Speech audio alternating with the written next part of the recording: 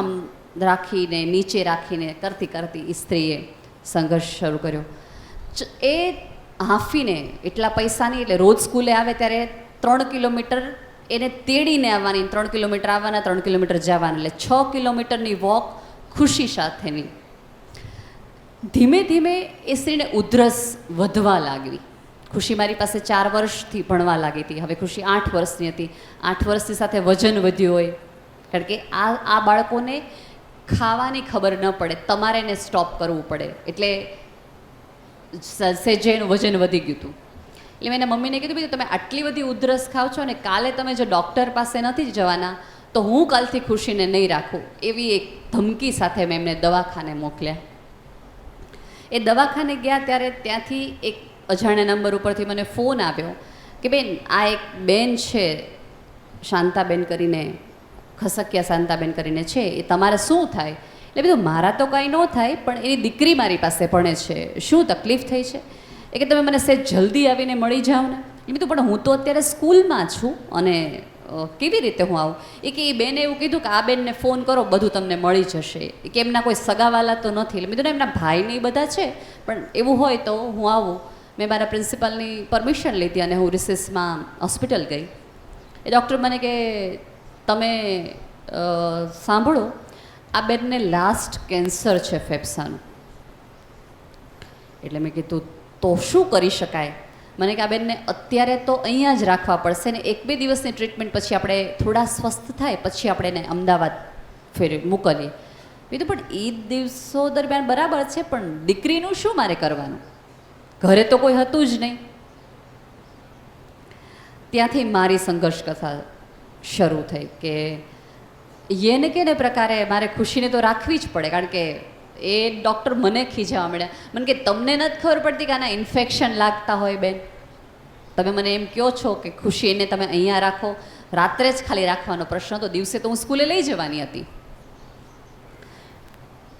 ધીમે ધીમે ધીમે ધીમે ધીમે કન્વિન્સ કરતાં કરતાં મેં 1-2 પ્યુનને ને બીજી સંસ્થાઓને કે રાત રાખવાની, આપણે વ્યવસ્થા કરવાની, આજ રાત તમારા ઘરે, આજ રાત આના ઘરે, આજના રાત આના ઘરે, એમ કરતાં કરતાં શરૂ કરી અમે ખુશીને રાખવાની. 2 દિવસ પછી હું લઈ અને ખુશીના મમ્મીને લઈને અમદાવાદ ગઈ. ત્યાંની કેન્સર હોસ્પિટલમાં મેં એમને એડમિટ કર્યા. સાંજે હું પાછી આવી, ખુશીને મારા ઘરે લઈ આવી અને પછી ફરીવાર મેં શરૂ કર્યું જીવવાનું સ્કૂલનું. બીજે દિવસે 1 જ દિવસના અંતરે મને ત્યાંથી ફોન આવે છે કે તમે જે બેનને મૂકી ગયા છે એમનું મૃત્યુ થઈ ગયું છે. ડેડ બોડી બેન કોણ લઈ જશે? હવે ત્યાં મારી સમસ્યા, મેં સંસ્થાઓમાં વાત કરી અમે જવાબદારી ન લઈએ.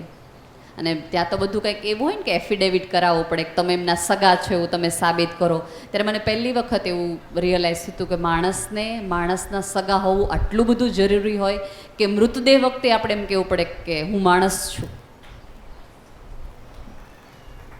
મને આ સ્ત્રીની સંવેદના છે.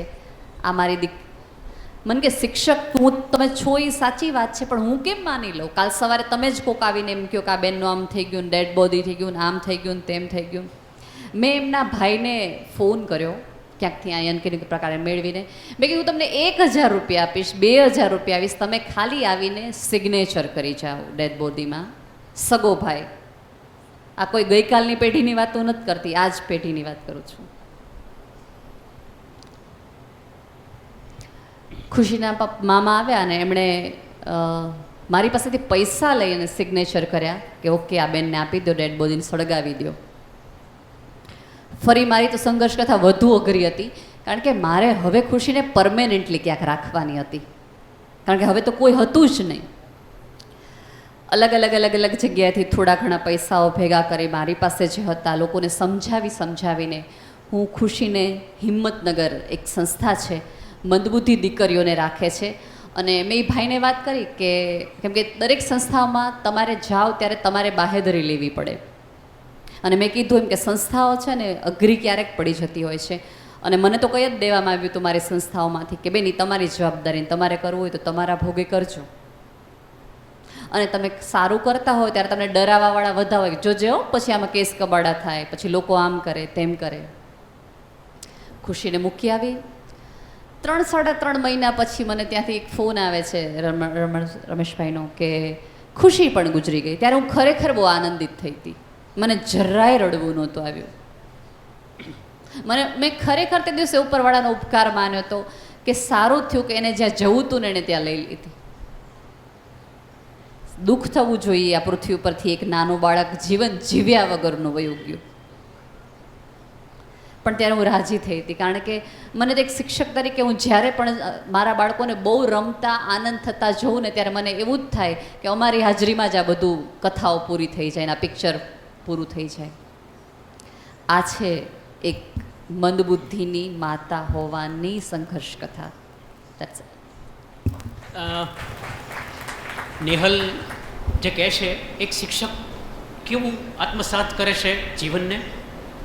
માણસ મરી જાય છે, ખુશી અને એની માં, પણ માણસાઈ, માનવતા, માનવ્ય બચી જાય છે અને એની જ્યોત અકબંધ રહેશે. એ અદ્ભુત વાત છે. આ એક કિસ્સો છે. મારે તમારી સામે મારી ડાયરીના 5-7 વાક્યો વાંચવા છે. હવે લગભગ આપણે અંત તરફ જઈએ છીએ. તમે ઘણા સમયથી બેઠા છો, અમને બંનેને ખબર છે.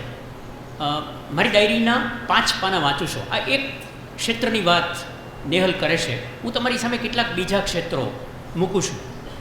આપણે એક એવો સમાજ, હું તમને એટલે કહું છું મિત્રો, મેં તમને પહેલાં જ કીધું કે આ જે જ્ઞાતિ છે, આ જે જાતિ છે, આ જે જૈન ચેતના છે, જે જીન ચેતના છે, એ આ કરી શકે એમ છે. એટલે હું આંગળી ચીંધવાનું પૂન લઉં છું. આપણે એક એવો સમાજ પેદા કર્યો છે કે જ્યાં ગતિ છે, દિશા નથી, જ્ઞાન છે, કરુણા નથી, સારા ઇજનેરો છે, સારા માણસો નથી. વિકાસને આપણે પ્રાધાન્ય આપીએ છીએ, મૂલ્યો આપણે ભૂલી ગયા છીએ. ટેલિસ્કોપથી તારાઓ જોઈએ છીએ, પાડોશીની ભૂખ દેખાતી નથી. બરાબર છે? આપણે સીડી ડીવીડીઓ છે એટલા સંસ્કાર નથી. આપણે ક્રિકેટરો અને એક્ટરોની જેટલી ચિંતા કરીએ છીએ એટલી દાદાને તાવ આવે છે કે દાદી માંદી છે એની ચિંતા કરતા નથી. આપણી પાસે ડિગ્રીઓ છે, વિવેક નથી, દવા છે, આરોગ્ય નથી. આપણે ચંદ્રયાત્રા કરીએ છીએ તો પાડોશીને ઓળખતા નથી. આપણે ઇન્ટરનેટ ઉપર મિત્રો છે પણ સગા ભાઈ સાથે કોર્ટમાં કેસ ચાલે છે. બરાબર છે? આપણે SMS વાંચીએ છીએ, જીવન વાંચતા નથી. શૌર્ય છે, સ્પર્ધાઓ છે, ચારિત્ર નથી, ચબરાક લોકોની બોલબાલા છે. સત્યની નહીં, સફળતાની આપણે ચિંતા કરીએ છીએ.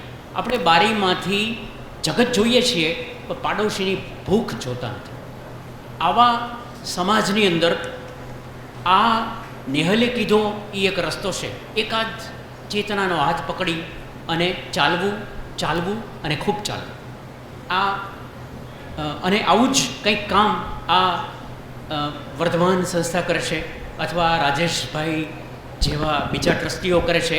ચેતનાને સંવર્ધન કરવાનું કામ કરે છે. અમે બંને વતી હું આ પ્રવૃત્તિને, આ 75 વર્ષથી બળતા અખંડ દીવાને વંદન કરીએ છીએ. અને આમાં 500-600 કિલોમીટરની જર્ની કરીને અમે બંને આવ્યા. અમને એવું લાગે છે કે અમે યોગ્ય જગ્યાએ દર્શન કરવા આવેલા એક મંદિરમાં બેઠા છે. એ વંદન સાથે છેલ્લી થોડીક મિનિટો છે, પ્રિય દોસ્ત રાજેશભાઈની એવી ઈચ્છા છે કે ઓડિયન્સમાંથી કોઈકને કંઈક પૂછવું છે. તો મિત્રો, તમે તમારા સ્થાનેથી ઊભા થઈ અને કશુંક પૂછવા માગતા હો તો પ્રશ્નો કરીએ અને પછી આપણે કાર્યક્રમને સંપન્ન કરીએ. મિત્રો, હવે અત્યારે અમારી જનરેશનનો એક પ્રશ્ન એ છે, સ્કૂલમાંથી બાળકને હોમવર્ક આપવામાં આવે છે, સ્કૂલમાંથી હોમવર્ક આપવામાં આવે છે અને ઘરે હોમવર્ક કરવા બેસતા જ નથી. બાળકને અડધો કલાક બેસવું હોય તો મમ્મી પપ્પાએ 2 કલાક એની સાથે બેસવું પડે છે, ત્યારે લેસન પૂરું થાય છે. તો આનો તો રસ્તો છે તમારી પાસે? મિત્રો, હું 35 વર્ષથી વિદ્યાર્થીઓ સાથે કામ કરું છું. એનો એક રસ્તો રાજેશભાઈ એવો છે કે ઘરકામ કર્યું કે ન કર્યું, છોકરાને માર્ક આવ્યા કે ન આવ્યા, છોકરો છે એનામાં સંસ્કાર આવ્યા કે નહીં, છોકરીને તમે એવું પસંદ કરશો કે 100માંથી 100 માર્ક આવે ગણિતમાં અને ચારિત્રની નબળી હોય? તમે એવો છોકરો પસંદ કરશો કે બોર્ડમાં પ્રથમ આવે પણ જુગાર રમતો હોય? બોર્ડમાં પ્રથમ આવે પણ સિગરેટ પીતો હોય, બોર્ડમાં પ્રથમ આવે, સારામાં સારો એન્જિનિયર બને, પ્રતિષ્ઠિત બને કે ચારિત્રવાન બને, તો હું ખાતરીથી કહું કોઈ અતિશયોક્તિ વગર કે આ જૈન સંપ્રદાય છે, જીનનો જે સંપ્રદાય છે એ ચારિત્ર પસંદ કરશે, વ્યક્તિત્વ નહીં કરે. એટલે જ્યારે એવું તમને લાગે કે ઘરકામ કરવું છે કે છોકરાની સાથે સંવાદ કરવો છે, છોકરાની સાથે આંગળી પકડીને પંખીઓ જોવા જવું છે, વૃક્ષો ઓળખવા જવું છે કે માર્ક લેવા છે, મિત્રો 95 બદલે 90 માર્ક આવે તો ચલાવી લેજો, પણ છોકરો ચૈતન્યને ઓળખે, છોકરો પોતાના જીન સત્વને ઓળખે, છોકરો પોતાના સંપ્રદાયના આધારે આવેલા વારસાને, સંસ્કારને ઓળખે અને એને અનુસરે, એને જીવે, એ પ્રાધાન્ય આપજો. માર્ક તમે જોશો, તમે કેટલા બધા પ્રતિષ્ઠિત લોકો જોયા કે જેની પ્રતિષ્ઠા છે. દાખલા તરીકે ટાઈગર વુડ નામનો એક ખેલાડી છે, 365 દિવસની 365 અફેર છે. તો તમારે એને તમારા દીકરાને ટાઈગર વુડ કરવો છે કે સરસ મજાનો ચારિત્રવાન સુંદર માણસ બનાવવો છે, તો મિત્રો તમને શીખવાડવાની જરૂર નથી, તમને બરાબર ખબર છે કે તમારે શું કરવું છે.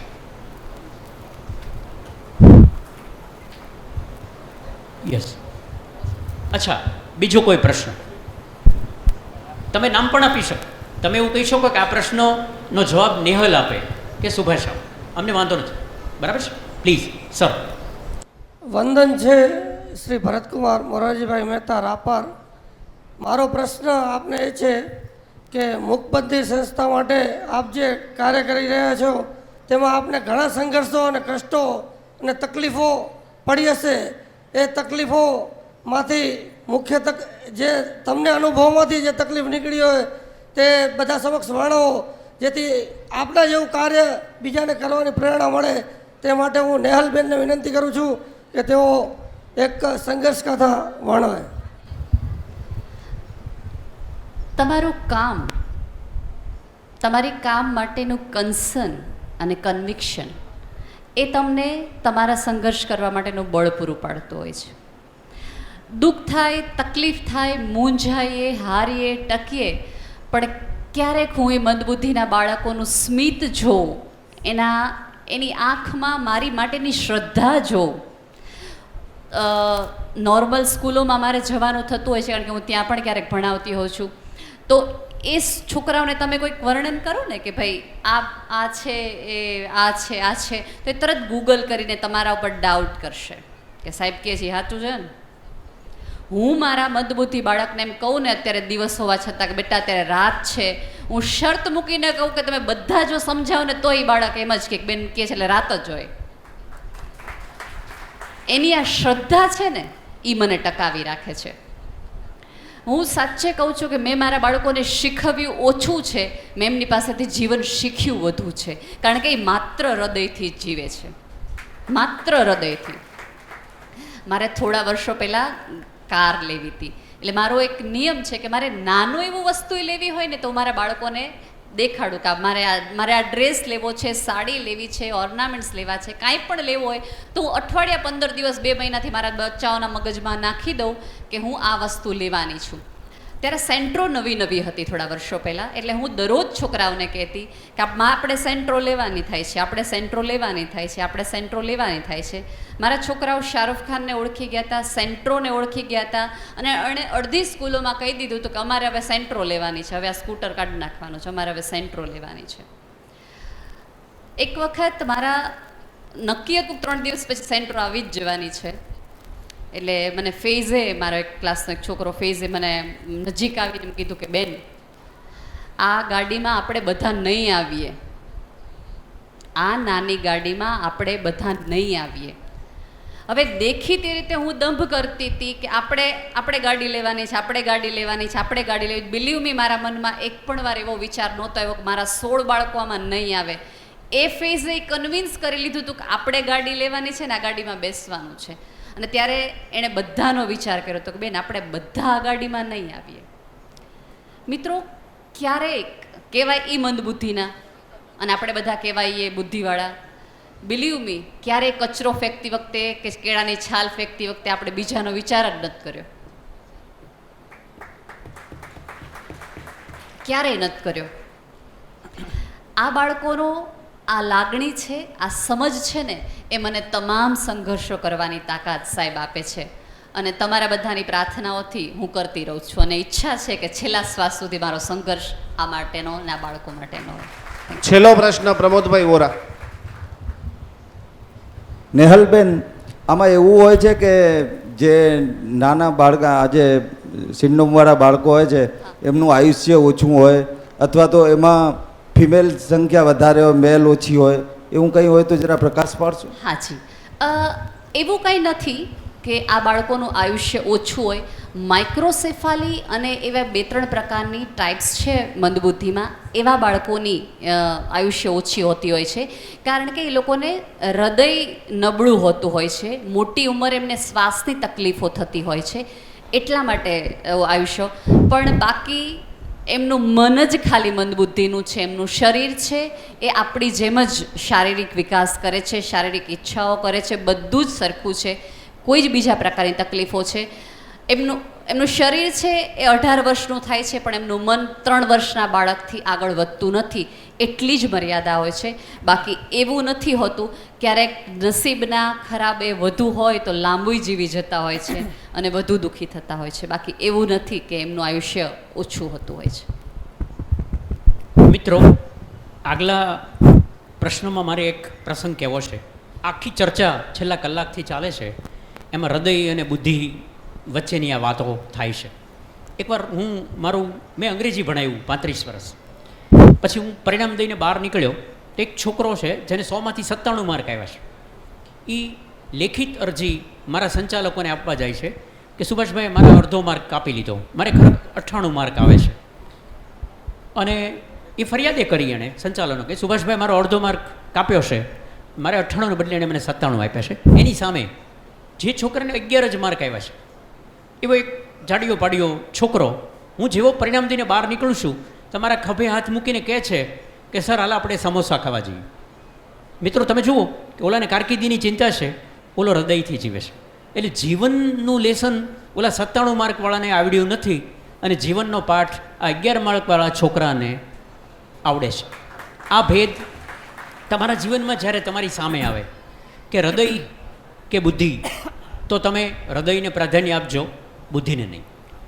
બહુ સરસ રજૂઆતો. હવે એક મારે 1.5 મિનિટ તમારી વધારે લેવી છે, પછી રાજેશભાઈ આને સંપન્ન કરે. મિત્રો, રાજેશભાઈ બરાબર સાંભળજો. યસ, 1 જ મિનિટ સર. મિત્રો, ભારત સ્વતંત્ર નહોતું થયું ને ત્યારે એની બિસન્ટ નામના એક સન્નારી હતા, પ્રદેશથી આવેલા. એની બિસન્ટ જ્યારે કોઈના ઘરે જાય રાજેશભાઈ, ત્યારે પોતાના બગલ થેલામાંથી કંઈક મુઠ્ઠી ભરીને આમ નાખતા, મુઠ્ઠી ભરીને નાખે. એ ઘણાને થાય કે આ શું કરે છે, મારા ઘરે આવ્યા હોય તો ઓટલા પાસે ઊભા રહીને પછી પોતાના થેલામાંથી કંઈક મુઠ્ઠી ભરીને નાખે. તે કોઈકે હિંમત કરીને પૂછ્યું કે એની બિસન્ટને કે mother what do you do by this, આ તમે શું કરો છો?